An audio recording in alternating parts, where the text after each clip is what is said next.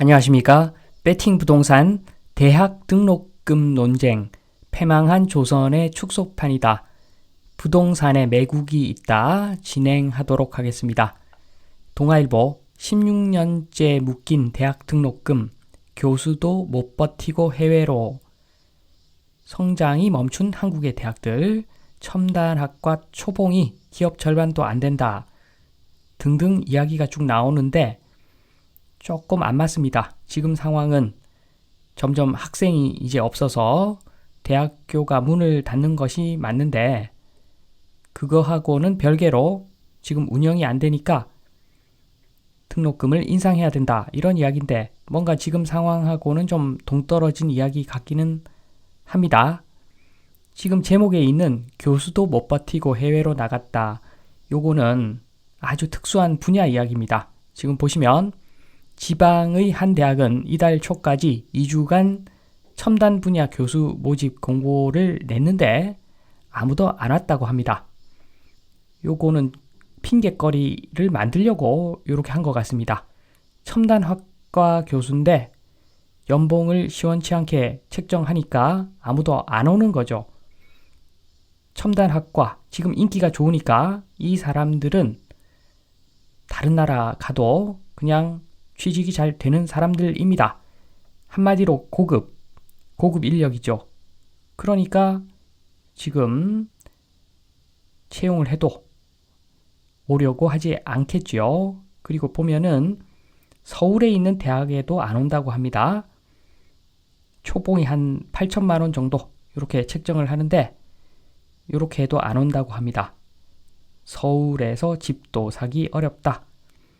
그래서 어렵게 모셔와도 1, 2년 열심히 일하다가 해외 대학으로 간다고 합니다. 엄청난 능력자죠. 해외에 있는 회사도 아니고 해외에 있는 대학으로 갈 수 있으니까 능력자죠. 우리나라하고는 달리 능력 없으면 안 되죠. 해외 대학은 연줄로 가고 이런 거 우리나라 사람들은 굉장히 어려운 일이죠. 논문을 되게 잘 쓰지 않는 이상 해외 대학 어떻게 갈 수가 있겠습니까? 그래서 정말 능력자들인데 이런 사람들한테 연봉을 적게 책정하니까 안 오려고 한다. 당연한 이야기입니다. 그리고 여기서 서울 집도 사기 어렵다. 이런 능력자도 이런 이야기를 한다는 겁니다. 간접적으로 우리는 알 수가 있죠.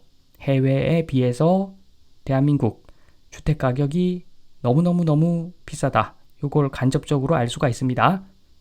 그런데 제가 보기에는 지금 현재 등록금 인상하지 않고서도 등록금 인상하면 안 되겠죠. 등록금 인상하면은 지금 학생이 없는데 학교 망하겠죠. 등록금 인상하지 않고 첨단 분야 교수 모셔올 수가 있습니다. 제가 보기에는 이렇게 하면 되는 거죠. AI, 반도체, 전기차, 소형 원전 이런 해외에서도 지금 바로 취직되는 그런 전문가들을 모셔올 때는 총장보다도 높은 연봉을 제시를 하면 되는 겁니다. 많이 주는데 안 올 리가 없죠. 자본주의입니다. 자본주의에서 돈으로 안 되는 것이 이런 부분에 대해서는 돈으로 안 되는 것이 없습니다. 취업 관련해서는 돈으로 안 되는 것이 없죠. 됩니다. 그러면 그 예산은 어디서 가져오는가?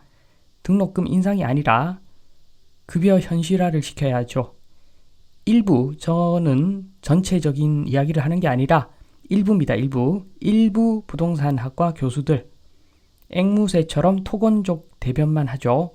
연구 같은 거 많이 하는 것처럼 보이지도 않습니다. 그래서 이런 사람들은 그냥 최저가 경매로 지원자 모집해서 최소 스펙 만족하고 적게 써낸 사람 연봉 적은 순으로 뽑으면 될 것 같습니다. 그래도 됩니다. 다 뻔한 이야기를 하는 사람들이라서 그렇게 해도 되고 첨단 분야 교수만 특별하게 연봉을 높이 책정하면 되는 것이겠죠. 이렇게 하면 해결되겠죠. 대학 등록금 논쟁을 보면은 조선시대가 생각이 납니다. 조선시대. 일제시대 이전에 조선의 패망의 징조가 보였죠. 임진왜란 당시에 사실은 싸움을 하기도 전에 대한민국이 그러니까 당시 조선이 지고 있었습니다. 당시 상황은 왕족 양반들은 도망가기 바쁘고, 그리고 영토는 일반 백성들, 상민 노비들이 지켜라 라고 하는데, 상민 노비들 평소에 대접을 못 받았죠. 아무런 대접 받지 못했습니다. 거의 가축 취급을 받던 상민 노비들이 자발적으로 국가를 지키려고 하지 않겠죠. 목숨을 바쳐서 국가를 왜 지키려고 하겠습니까? 대접도 못 받았는데, 반면에 대접받던 양반들은 도망가기 바쁘고, 그래서 이것을 간파하고 유성룡은 이순신 위에 있다고 저는 봅니다. 유성룡 같은 사람이 체계를 잡아 놓으니까 이순신 같은 장수들이 열심히 싸운 거죠. 그래서 유성룡이 징비록에 나와 있는데, 천민들도 자발적으로 전투에 참여시키기 위해서 면천을 시켜준다. 왜군의 머리 몇 개 가져오면 면천, 이런 식으로 규칙을 만들어가지고 배포를 하니까 그때부터 전세가 호전되기 시작했다고 합니다. 반면에 이런 양반이 있는 반면에 상당수의 양반들이 벼슬 하지 않는 잔반들이라고 그러죠. 그냥 지역에서 동네 깡패 놀이 하던 사람이 많았다고 하는 것이 역사적 증언이죠.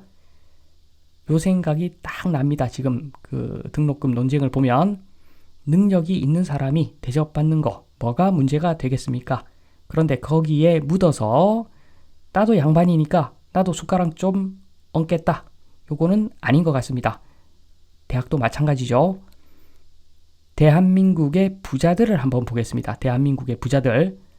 어떤 부자들은 기술을 발전시키고 고용을 창출하고 수출을 증대시킨 사업가가 있습니다. 첨단 분야 사업가죠. 그냥 일반 사업가가 아닌 첨단 분야 사업가. 대한민국을 한 단계 올려놓은 그런 사업가들. 당연히 부자인 것이 맞죠. 부자가 되는 것이 당연합니다. 너무너무 당연합니다. 그런데 남들보다 먼저 부동산을 매집했다. 정보를 또 사고 팔기도 했겠죠. 그런 사람들, 고용을 창출한 것도 아니고 수출한 것도 아니고 기술을 발전시킨 것도 아닌데 앞서 말씀드린 사업가보다도 더 큰 부자가 있습니다. 여기서 지금 상속세 논쟁이 있는데 또 이렇게 우리나라를 발전시킨 사업가의 상속세율하고 그냥 부동산 사고 팔아가지고 부자된 사람하고 상속세율이 같아서야 되겠습니까? 일제시대에 죽일 놈은 누구인가? 왼쪽이 이토 히로부미, 오른쪽이 이완용, 양쪽 다 이씨입니다. 이씨. 농담이죠. 농담인데 왼쪽의 이토 히로부미는 우리나라 입장에서는 죽일 놈이죠.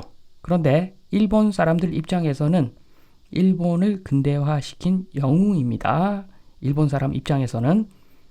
반면에 오른쪽에 이완용, 우리나라 입장에서는 매국노죠. 매국노. 그런데 일본 사람들 입장에서 이완용은 어떤 사람인가? 그냥 얍삽한 놈입니다. 얍삽한 놈. 그러니까 일제시대 죽일 놈은 제가 보기에는 왼쪽보다 오른쪽이 훨씬 더 죽일 놈이라고 생각이 됩니다. 지금 매국노는 누구인가? 뭐 외국에 누구 이렇게 말할 수도 있겠으나 지금은 뭐 그럴 건덕지가 없죠. 제가 보기에 지금 최고의 매국노는 누구인가? 내부에 있습니다. 내부에. 불로소득이 근로소득보다 크게 만든 자. 모두 매국노라고 저는 봅니다. 지금 세금 체계를 보십시오. 근로소득에 부과하는 세금이 많은가? 불로소득에 부과하는 세금이 많은가? 생활 필수품인 자동차에 붙이는 세금보다도 주택에 붙이는 세금이 훨씬 적은 상황입니다. 매국노 많습니다. 지금 대한민국에 매국노는 많다. 말씀드리면서 이만 마치도록 하겠습니다. 감사합니다.